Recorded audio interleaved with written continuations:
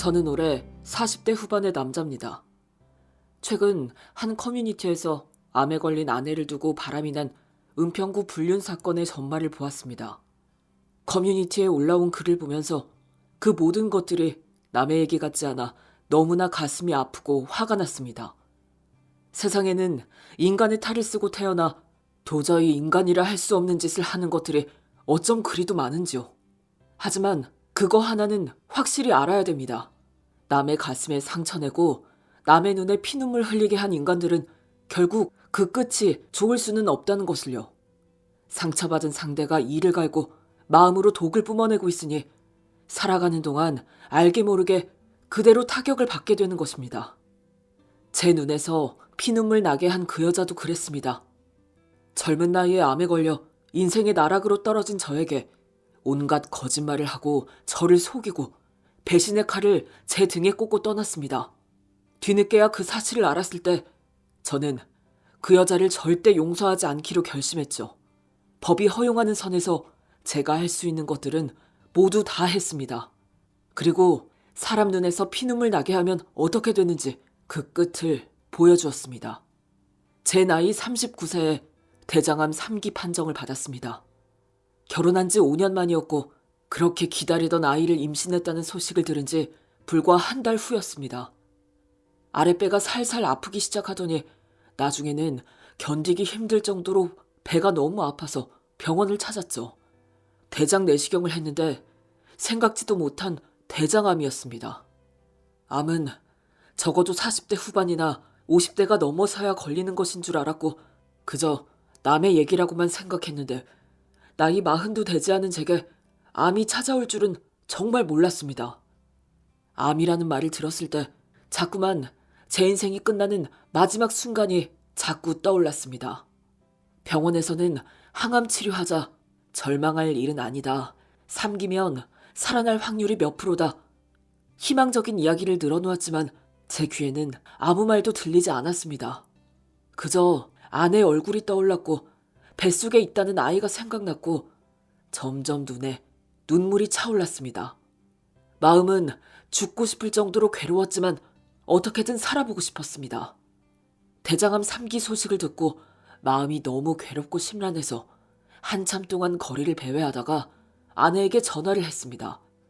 밖에서 간단하게 저녁이나 먹자고요.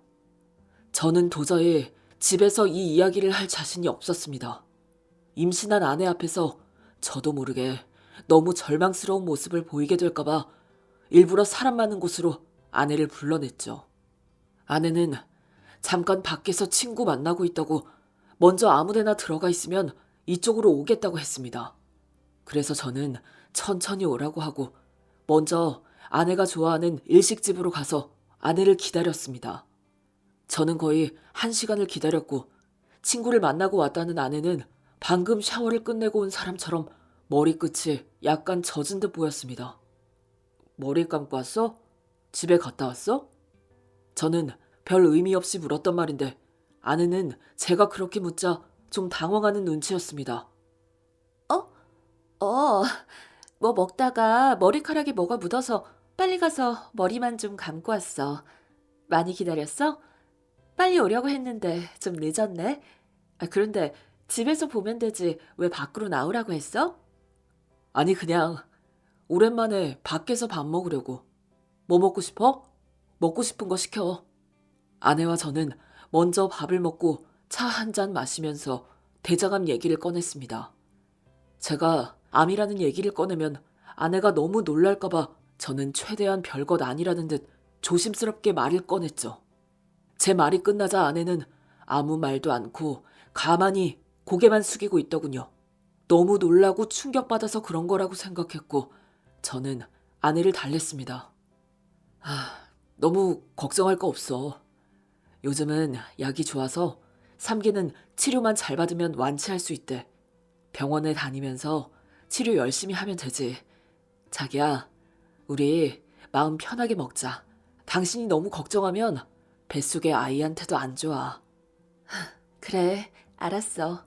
너무 걱정하지 않을게. 차 다 마셨으면 일어날까? 집에 가자. 피곤하다. 아내는 무척이나 심란해 보였습니다.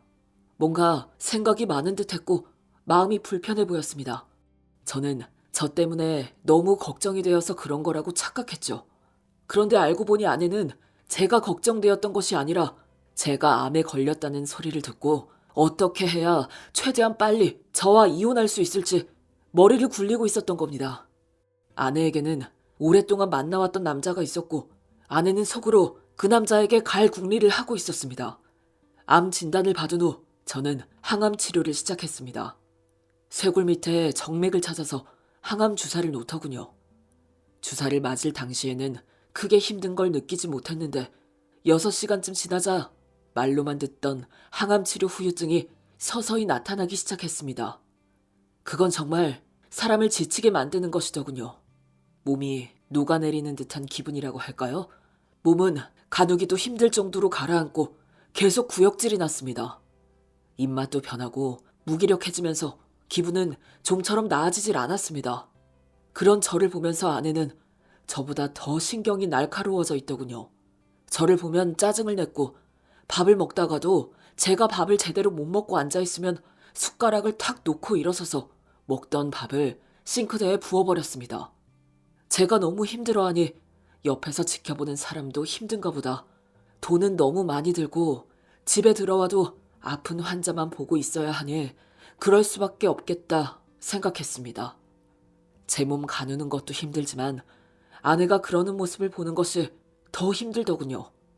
항암 치료 중인 제 옆에서 아내도 너무 힘들겠지만 힘든 제 마음도 좀 헤아려 주었으면 했습니다.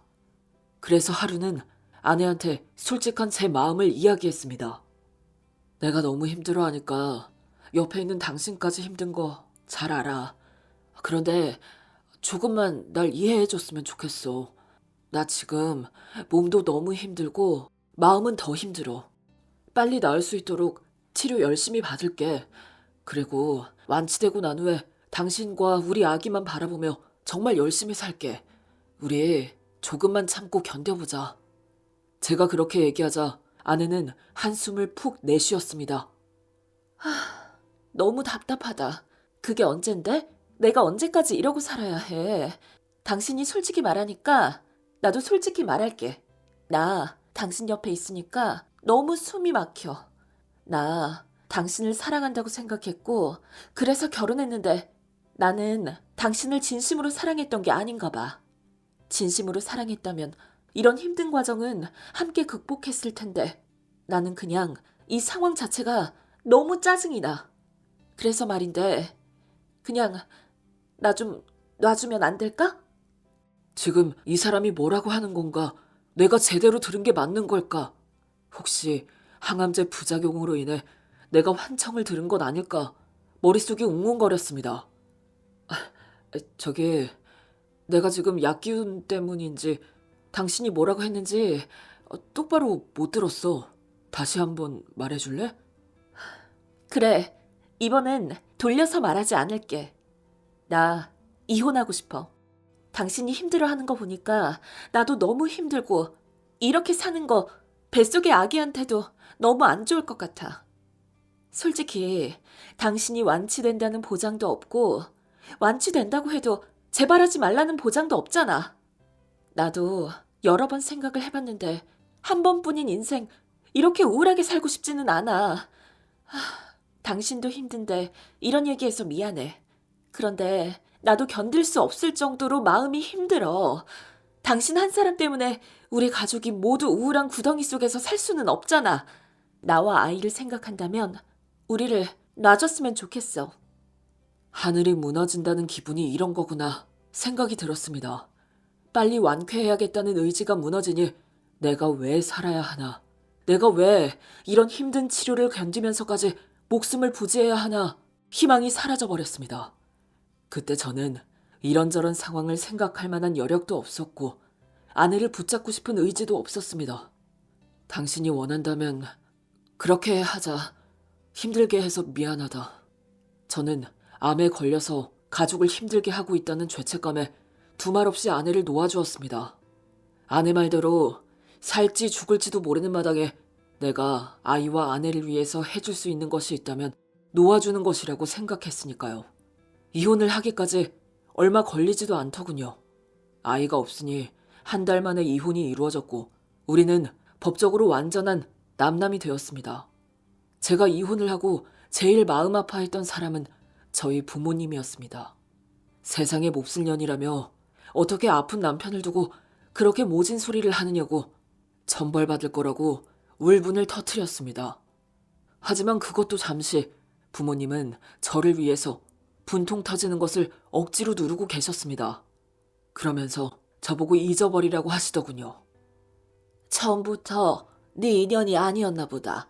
인연이 아닌 사람은 아무리 끌어다 붙여놔도 끈 떨어진 연처럼 떨어져 나가기 마련이야. 잊어라. 잊어버리고 지금은 네 건강만 생각해. 너는 반드시 완쾌될 수 있어. 우리 재산을 다 쏟아붓는 한이 있어도 너를 꼭 완쾌시키고 말 거야. 최고로 좋은 약을 쓰고 우리나라에서 안 되면 외국이라도 갈 거다. 그러니 너는 아무 생각 말고 무조건 건강 회복하는 데만 신경 써. 부모님은 제 앞에서는 강한 척 하셨지만 돌아서서는 울고 계셨습니다. 자식이 암에 걸렸는데 아이를 가진 며느리가 이혼 선언을 하고 떠났으니 옆에서 지켜보는 부모님 속은 오죽하셨을까요? 저는 부모님을 위해서라도 어떻게든 나아야겠다는 생각으로 열심히 치료를 받고 수술도 받았습니다.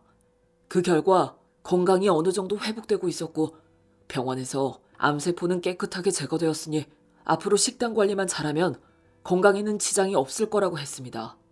제가 병원으로부터 완치 판정을 받았을 때 부모님은 이혼한 전처에 대한 얘기를 꺼냈습니다. 저한테 아무런 내색도 하지 않으셨지만 제가 치료받고 있는 동안 일은 넘은 부모님은 전처의 뒤를 밟으셨다 하시더군요. 이 이혼은 네가 암에 걸려서 한 이혼이 아니야. 그년한테 남자가 있었다. 너 그거 모르고 있었지? 네가 너무 스트레스 받을까 봐 아무 말 안 했는데 내가 처음부터 뭔가 이상하다 했어. 아무리 죽을 병에 걸렸다고 해도 사람이 그렇게 돌아설 수 있을까 싶더라고. 결혼했고 아이까지 가진 여자가 그렇게 쉽게 돌아설 수 있는 이유는 한 가지밖에 없지. 그래서 시간 날 때마다 그거 뒤를 밟았어. 그년이 바람난 놈하고 어디 사는지도 다 알아. 분위기를 보니까 그놈은 그 아이가 자기 아이인 줄 알고 있는 모양이던데 그 아이는 너와 이혼하기 전에 생긴 아이란 말이야. 그렇게 따지고 보면 둘은 너하고 이혼하기 전부터 알고 지냈던 사이라는 얘기가 되는데 그 아이가 누구 아이인지는 한번 따져봐야 하지 않겠니? 그 여우 같은 것이 네 앞에서는 그 아이가 네 아이인 척하고 그 남자한테는 그 남자 아이인 척 했겠지. 그런데 가만 보니 그 여우 같은 것이 너도 속이고 그 남자도 속인 게 아닌가 싶어. 왠지 그러고도 남을 년이야. 겉으로는 얌전한 척 순수한 척 하면서 뒤로는 온갖 짓을 다 하고 다녔던 거야. 네 마음이 정리되면 그년 집에 한번 찾아가자. 그년 한번 밟아야지. 이대로는 내가 분통 터져서 못 산다. 부모님이 그렇게까지 하고 계신 줄 전혀 모르고 있었습니다. 두 분이 외출을 자주 하시고 가끔은 늦게 귀가하실 때도 있었는데 두 분이 함께 취미 생활을 하시나 보다 그 정도로만 생각했습니다. 그리고 나중에 병이 나으면 건강한 모습으로 아이는 보러 가야지 생각하고 있었는데 제가 투병하는 동안 부모님은 제가 생각지도 못했던 많은 것을 알아내셨더군요. 아픈 나 때문에 떠난다고 했을 때는 너무나 실망스럽고 섭섭하긴 했지만 인간이니까 그럴 수 있다고 생각했습니다. 아내가 제 부모님도 아닌데 저와 결혼했다고 해서 저를 보살펴줘야 할 의무는 없었으니까요. 그저 그 여자의 선택사항이라 생각했습니다. 그래서 저는 기꺼이 그 여자의 평온한 인생을 위해서 놓아주었고요. 그런데 저를 떠난 이유가 저의 암투병 때문만은 아니었던 겁니다. 저 몰래 사생활을 즐기고 있었고 떠날 기회를 살피던 중에 제가 암에 걸리자 그걸 빌미 삼아 저를 떠났던 겁니다. 그래도 사랑해서 결혼했고 사는 동안 행복했다고 생각했는데 사람이 어쩜 그리 잔인하고 뻔뻔할 수가 있는 건죠. 건강한 사람 만나지 않고 나같이 아픈 사람 만나게 되어서 오히려 내가 미안하다 생각하고 살았는데 내가 받은 고통만큼, 아니 그 이상으로 되돌려주고 싶다는 생각밖에 없었습니다. 저는 언제 그 여자를 찾아갈까 고민하다가 12월 13일 그 여자의 생일날 저녁 그 여자가 살고 있는 곳으로 찾아갔습니다. 집에서 생일 파티가 열리고 있었는지 사람들이 얘기하는 소리가 현관문 너머로 들려오더군요. 저는 숨을 한 번 크게 쉬고 초인종을 눌렀습니다. 그 여자와 같이 사는 남자가 문을 열었고 서로의 얼굴을 보는 순간 서로를 뚫어져라 쳐다봤습니다. 일면식도 없는 사람인 줄 알았는데 우리는 구면이었습니다. 그 남자는 전처의 대학교 동창이자 저를 만나기 전에 만났던 전처의 애인이었습니다. 아내의 대학 동창들과 우리 결혼식에도 왔었고 우리 집들이에도 왔던 사람이었죠. 자기야, 왜 안 들어와? 광수 온 거 아니야? 문을 열러 갔던 사람이 아무 소리가 없으니 그 남자를 부르며 모습을 드러내더군요. 그리고 그 뒤로 3살쯤 돼 보이는 남자아이가 전처에게 달려와 전처의 다리에 매달렸습니다. 전처가 뭐라고 말 한마디 하지 않고 그 자리에 얼어버린 듯 서 있자 그 집에 찾아온 사람들이 무슨 일이냐며 하나둘 모습을 보이기 시작했고 그 사람들 역시 제 얼굴을 아는 전처의 대학 동창들이었습니다. 모든 사람들의 동작이 일시 정지되자 그 남자가 먼저 침묵을 깨더군요. 여긴 어떻게 알고 오신 겁니까? 이미 이혼한 처지에 여기 찾아올 일은 별로 없을 것 같은데요. 저 여자하고는 볼 일 없고 궁금한 게 있어서 찾아왔어요. 내가 들어갈까요? 아니면 나올래요? 그러자 그 남자는 전처를 한번 바라보더니 저보고 들어오라고 하더군요. 자기야, 뭐 하러 오라 그래? 그냥 보내. 자기가 이 남자 만날 일이 뭐 있어? 여기가 어디라고 온 거야? 오늘 내 생일이라 파티하고 있었거든? 좀 나가줄래? 보시다시피 손님들도 와 있잖아. 정할 말 있으면 다음에 오든지. 2번씩이나 찾아올 곳은 아니고 내가 들어가는 게 안 내키면 그냥 여기 서서 묻죠. 저 아이 누구 아이입니까? 누구 아이냐니 그게 무슨 말이죠? 그 남자는 아주 불쾌한 듯 저에게 물었고 이게 도대체 무슨 얘기냐는 표정으로 전처를 쳐다보더군요. 지금 무슨 얘기를 하고 있는 거야? 우리가 이혼한 지가 언젠데 이제 와서 애가 누구 애냐고 묻는 이유가 뭐야? 나는 당신하고는 더 이상 할 말 없으니까 가라고. 전처는 저를 밀어냈고 저는 물러서지 않았습니다. 내 몸에 손대지 마. 소름 끼치니까. 가만 보니 이 애가 이 남자 애인 척하고 산 모양인데 그쪽은 어떻게 알고 있어요? 이 애가 당신 애라고 이 여자가 말했습니까? 무슨 소리냐고! 나가. 안 나가면 당장 경찰 부를 거야? 가만히 있어. 잠깐 얘기 좀 들어보자. 그래야 오해를 풀지. 전처는 불안한 모습으로 말렸지만 뭔가 이상하다는 느낌이 들었는지 그 남자도 물러서지 않더군요. 무슨 얘기입니까? 이 애가 내가 아니라는 말입니까? 나는 그렇게 알고 있어요. 왜냐하면 저 애가 내 아이라고 했으니까.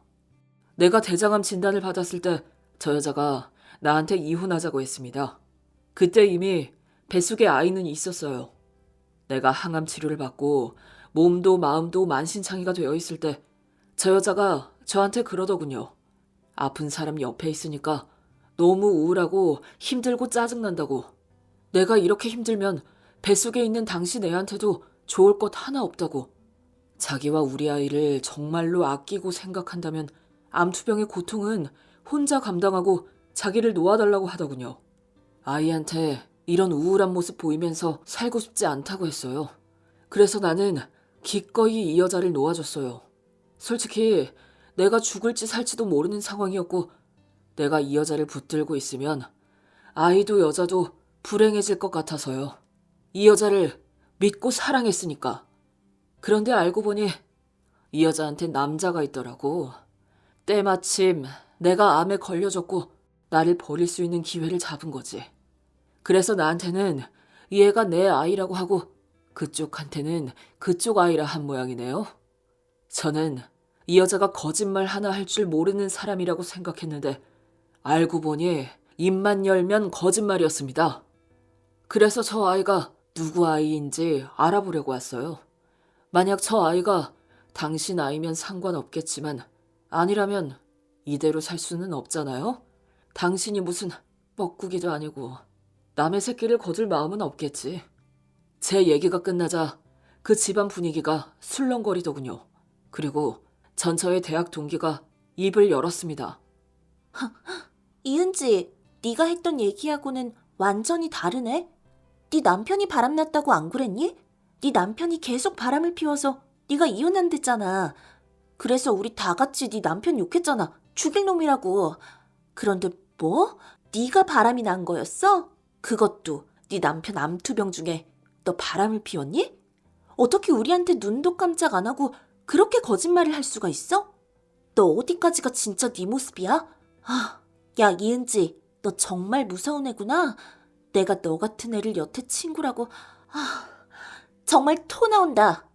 전처의 대학 친구들은 우리 부부가 이혼하게 된 사건의 전말을 알게 되자 학을 떼면서 가방을 챙겨서 나갔고 전처와 그 남자는 해명할 틈도 없이 아주 복잡한 표정을 짓고 있었습니다. 암투병인 줄은 정말 몰랐습니다. 들으신 대로 이미 오래 전부터 우리는 그쪽이 바람난 줄 알고 있었어요. 우리를 만나면 은지가 너무 힘들어했고 나도 전처의 바람으로 이혼한 사람이라 은지가 얼마나 고통 속에 살고 있을지 누구보다 잘 알고 있었습니다. 그런데 바람이 아니라 암투병 중이었군요. 어떻게 그럴 수가 있는지 적어도 인간이라면 그럴 수는 없죠. 저 아이는 당연히 제 아이라고 생각했습니다. 그쪽이 바람 피우는 중이라 두 사람이 각방 쓴 지 오래됐다고 했어요. 그런데 그쪽 얘기를 듣고 보니 이 아이가 누구 아이인지 저도 궁금해지네요. DNA 검사 한번 해봅시다. 결과는 금방 나오니까 조만간 알 수 있겠죠. 그러자 전처는 무슨 소리를 하는 거냐고, 이 남자 얘기를 다 믿냐고, 애 데리고 그런 짓 하지 말라고 말렸고 그 남자는 결과 나올 때까지 은지 너는 빠지라고 하더군요. 그리고 그 남자와 저는 아이의 친자 확인 검사를 했습니다. 결과지를 보고 우리 둘 다 벌어진 입을 다물지 못했네요. 친자 확인 결과 그 남자와의 친자 가능성 3% 이내, 저와는 1% 이내로 두 사람 모두 생물학적 친자 관계가 아닌 것으로 확인되었습니다. 우리 둘 다 그 아이만큼은 본인 아이일 거라고 생각했는데 너무나 어이가 없는 결과가 나온 것이었습니다. 그 결과를 보고 난 후 그 남자가 저보고 고맙다고 하더군요. 말씀 안 해주셨으면 평생 뻐꾸기로 살 뻔했네요. 저는 이 생에 여자 복은 없나 봅니다. 전 저 바람나서 이혼하고 은지까지 어떻게 두 번이나 이런 일을 당하는지. 그리고 그쪽과 은지 이혼하기 전부터 만난 거 사실입니다. 제가 사실 확인할 테니 소송하세요. 암투병 중이신 줄도 모르고 해서는 안 될 짓을 했습니다. 저는 은지가 만나고 다니는 그놈을 잡아야겠네요. 그 남자는 저보고 당분간 친자 확인 결과를 은지한테 말하지 말라달라고 했고 그 남자는 철저하게 포커페이스를 하면서 결국 전처의 또 다른 남자를 찾아내더군요. 전처의 또 다른 남자는 같은 회사 사람이었는데 그 아이가 그 회사 사람의 아이인 줄은 모르겠네요. 그건 그쪽끼리 알아서 할 일이니까요. 얌전하고 수수한 사람이라고만 생각했는데 이런 양파 같은 사람일 줄은 정말 몰랐네요. 저희 부모님은 그런 여자하고 일찍 헤어진 건 하늘이 도운 거라며 다 털고 다시 시작하라고 하십니다. 저도 제 인생 다시 시작해보고 싶고 앞으로는 건강관리, 사람관리 잘하면서 살고 싶습니다.